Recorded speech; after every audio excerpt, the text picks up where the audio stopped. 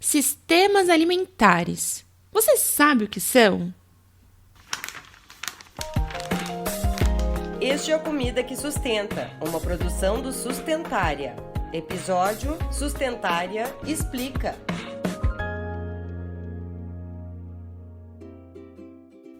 Olá, olá!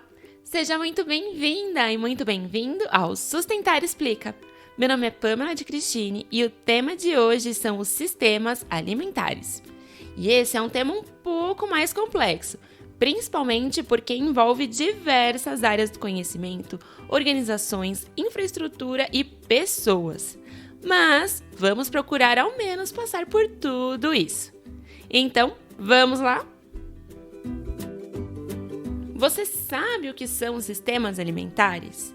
De acordo com a FAO, que é a Organização das Nações Unidas para a Alimentação e Agricultura, sistemas alimentares referem-se ao processo de produção de produtos agrícolas alimentares e não alimentares e as atividades que estão interligadas desde a produção primária dos produtos agrícolas até a obtenção e consumo do produto final pelo indivíduo. Essas atividades correspondem ao desenvolvimento da cadeia de produção agrícola, o transporte, a distribuição, o armazenamento, a venda, a compra e o consumo de alimentos. A FAO também diz que, em um mundo ideal, todos os sistemas alimentares seriam resistentes, inclusivos e sustentáveis, produzindo alimentos seguros e nutritivos suficientes para atender às necessidades de todos para uma vida ativa e saudável, sem comprometer a segurança alimentar, a saúde e a nutrição das gerações futuras. Bom, aqui estamos falando da definição de sistemas alimentares sustentáveis. Porém, é importante termos em mente que, apesar de parecer que tudo isso acontece de forma linear, do campo ao prato, como se costuma dizer, os sistemas alimentares são sistemas complexos. Isso quer dizer que todos os seus pontos estão conectados de alguma forma e que uma mudança em um dos pontos pode afetar outros pontos de forma imprevisível. Vou dar um exemplo bem simples e que aconteceu aqui nos últimos dias. Se chover demais em uma região que produz verduras, a produção ficará prejudicada. Logo, o restaurante que precisa da rúcula para um determinado prato terá que repensar o seu cardápio.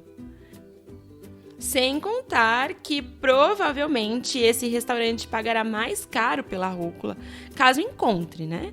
Mas a coisa pode ser ainda mais complexa. E não tem como falar sobre algo tão complexo que passa por diversas áreas, sem falar em quem e o que exerce influência sobre esse sistema, não é mesmo? Não basta sabermos como funciona. Precisamos saber por que funciona dessa forma. Os principais influenciadores dos sistemas alimentares são os fatores políticos, o uso da terra, a urbanização, a distribuição de renda, a globalização, as dinâmicas socioculturais, o crescimento populacional, o clima e o meio ambiente.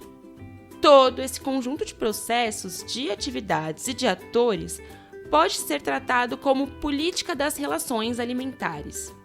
De acordo com o autor Mick Michael, a evolução dos sistemas alimentares, assim como tudo em nossa sociedade, passou por diversas transformações e alterações, principalmente ao longo do último século.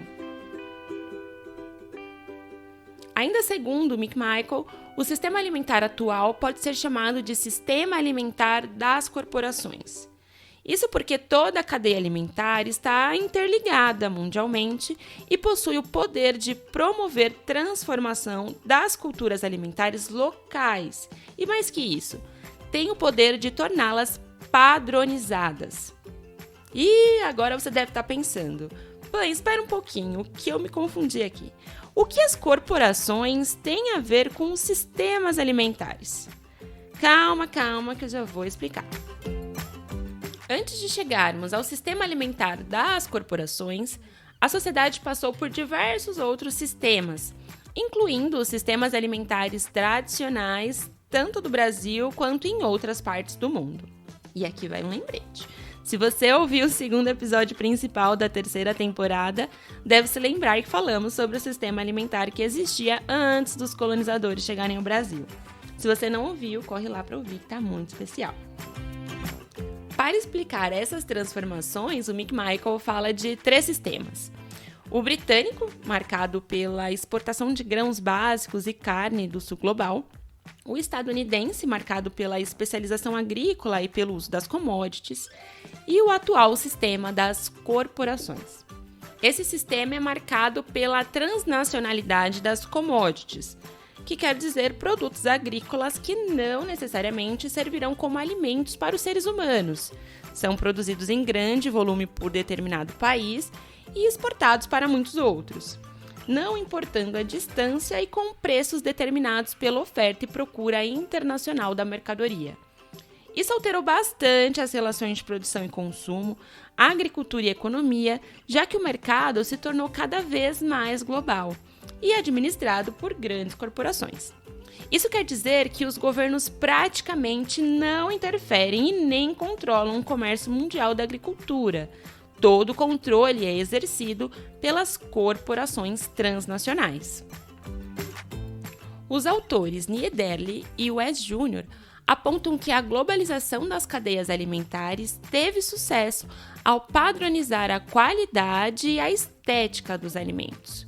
Isso proporcionou a abertura para que as empresas alimentícias usassem o consumo como forma de acumulação de lucro e como forma de transformar os nossos hábitos alimentares. Isso quer dizer que os alimentos foram sendo cada vez mais tratados como mercadoria e não como um direito humano. Toda essa cadeia global, aliada às novas tecnologias de processamento, trouxe a possibilidade de um volume de alimentos nunca visto antes nos supermercados, além da possibilidade de ter alimentos semelhantes em diversas partes do mundo.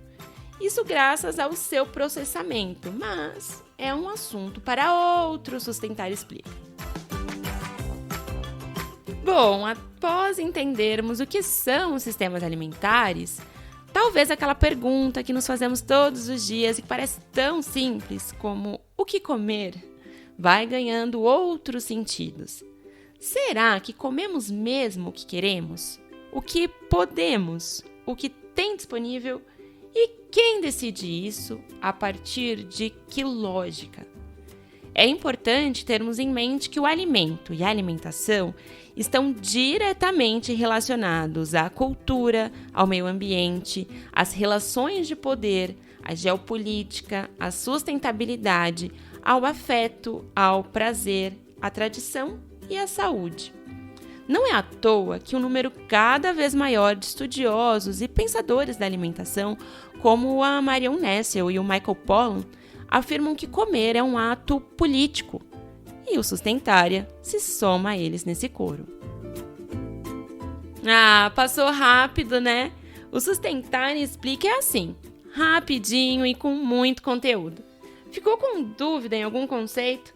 Corre aqui para nos ouvir e esclarecer. Te espero no próximo episódio, hein? Até lá!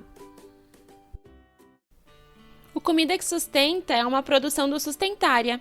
Para ouvir todos os episódios, nos siga no Spotify, Orelo, Google Podcasts ou acesse sustentaria.com.br.